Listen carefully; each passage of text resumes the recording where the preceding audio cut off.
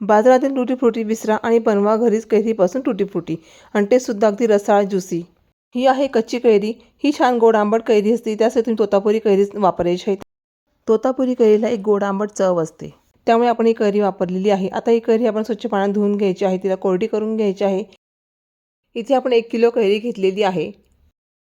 जर तुम्ही कैरी जास्त आंबट घेतली तुम्हाला साखर किंवा गूळ जास्त लागू शकतं, पण जास्त आंबट कैरी घेतली तर माझा टेस्ट अजून हेवी येऊ शकते। तर तुम्हाला आंबटपणा आवडत असेल ना, तुम्ही नक्कीच आंबट कैरी देखील वापरू शकतात।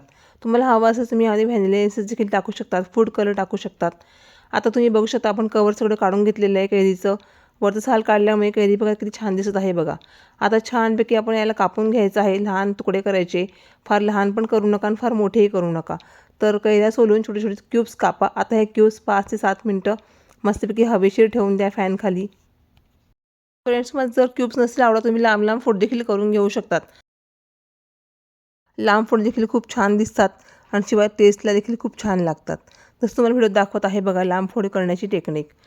ही रेसिपी फार युनिक आहे, तर तुम्हाला आवडल्यास नक्कीच यावेळेला लाईक करा।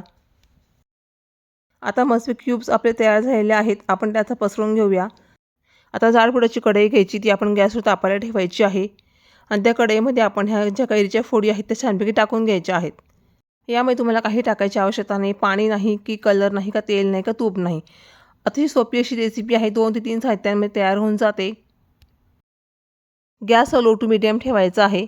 आता आपण त्यामध्ये गूळ घातलेला आहे, अगदी आपण निम्मे गूळ घेतलेला आहे आणि थोडीशी आपण साखर इथे वापरणार आहोत। तुम्हाला जर नुसते गुळाचे बनवायचे असेल तुम्ही नुसते गुळाचे देखील बनवू शकतात किंवा नुसते साखरेची देखील आपण तुम्ही ह्या टुटी फ्रुटी बनवून घेऊ शकतात।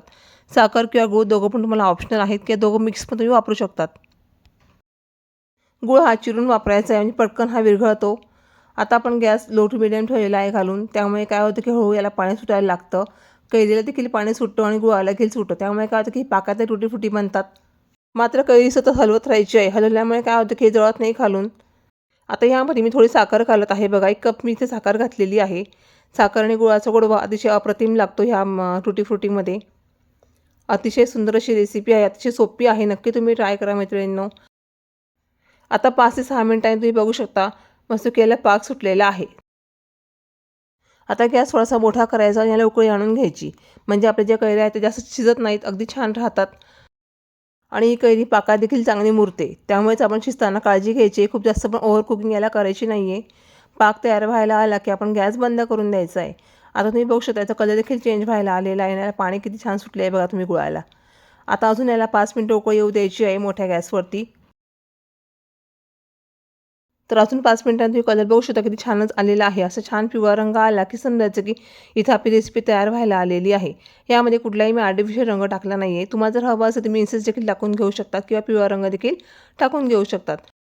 यामध्ये कुठलाही मी आर्टिफिशियल रंग वापरला नाही आहे, तो ऑटोमॅटिक गुळाचा पिवळा रंग इथं आलेला आहे। त्यामुळेच तुम्ही बघू शकता किती छान पाकातील तुटी फुटी इथं बनलेली आहे। हे छान थंडगार झाल्यानंतर काचेच्या बरणीमध्ये भरायचं आहे आणि तुम्ही केव्हाही हे खाऊ शकतात।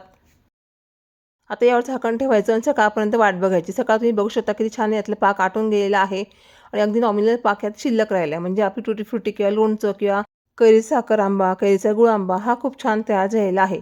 नाव तर वेगवेगळी असू शकतात, परंतु रेसिपी एकच आहे। आता ही फोड तुम्हाला दाखवत आहे बघा हातात घेऊन, किती छान सॉफ्ट अशी फोड बनलेली आहे। आजारी माणसाला, तापाच्या माणसाला तोंडाला चव येण्यासाठी नक्कीच हा मुरब्बा तुम्हाला कामात येणार आहे। तर तुम्ही ही रेसिपी फ्रीजमध्ये ठेवून देखील वापरू शकता किंवा फ्रीजच्या बाहेर देखील ही महिनाभर खूप छान टिकते बरं का। काचेच्या बरणीमध्ये भरून ठेवा। आता ही पाकातील टुटी फ्रुटी रसाळ ज्युसी तुम्हाला कशी वाटली? तर तुम्हाला रेसिपी आवडली असेल तर नक्कीच लाईक करा आणि शेअरसुद्धा करा बरं का मित्रपरिवाराला। आणि अजूनपर्यंत सबस्क्राईब केलं नसेल तर प्लीज आपल्या चॅनलला सबस्क्राईब करा।